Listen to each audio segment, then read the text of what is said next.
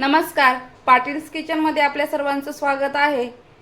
तर आज आपण खुरासणीची चटणी बनवणार आहोत।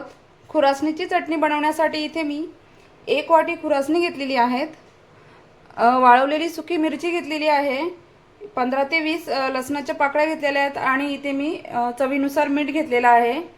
सर्वप्रथम आपण ही खुरासणी भाजून घेऊया। गॅसवर इथे मी पॅन गरम करायला ठेवलेला आहे। आपण ही खुरासणी त्यामध्ये टाकून घेऊया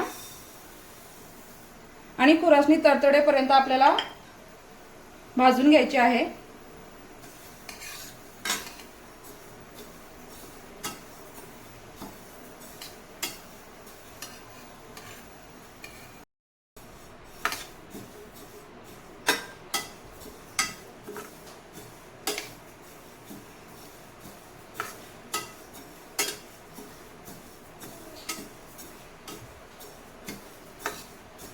मीडियम फ्लेमवर ही खुरासणी मी भाजून घेत आहे। खुरासणी छान तडतडू लागली की आपण याला थंड करून घेऊ आणि मग मिक्सर मध्ये याची चटणी बनवून घेऊ।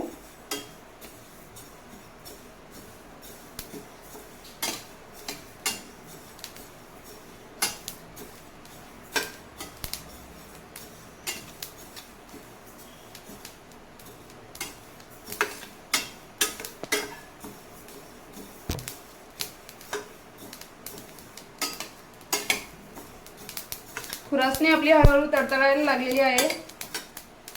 आवाज येत आहे तिचा तडतडण्याचा।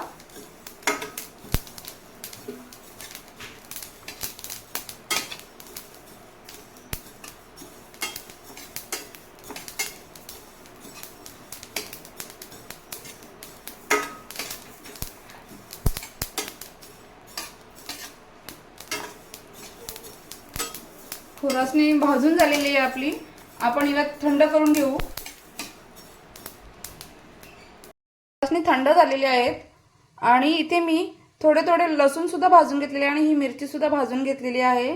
आपण आता याचा वाटून घेऊया। मिक्सरच्या भांड्यामध्ये मी हे सगळं टाकून घेते। या भांड्यामध्ये मी तीळ वाटून घेतले होते, त्याच भांड्यामध्ये मी वाटायला घेतलेला आहे।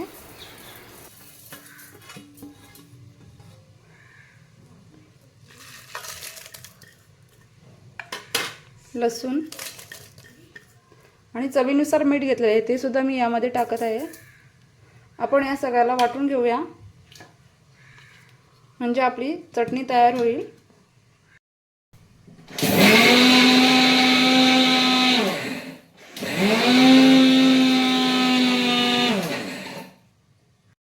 चटणी आपली छान वाटून झालेली आहे। हिला मी आता एका भांड्यामध्ये काढून घेते। ही चटणी आपण किती दिवस स्टोर करू शकतो। खुरासणीची चटणी आपली तयार झालेली आहे। ही चटणी मी डब्यामध्ये काढून घेतली आहे। ही चटणी आपण किती दिवस स्टोर करून ठेवू शकतो।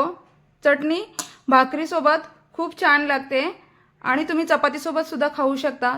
तुम्हाला जर माझी खुरासणीची चटणी बनवण्याची रेसिपी आवडली तर आपल्या चॅनलला लाईक करा, शेअर करा आणि जास्तीत जास्त सबस्क्राइब करा। Thank you.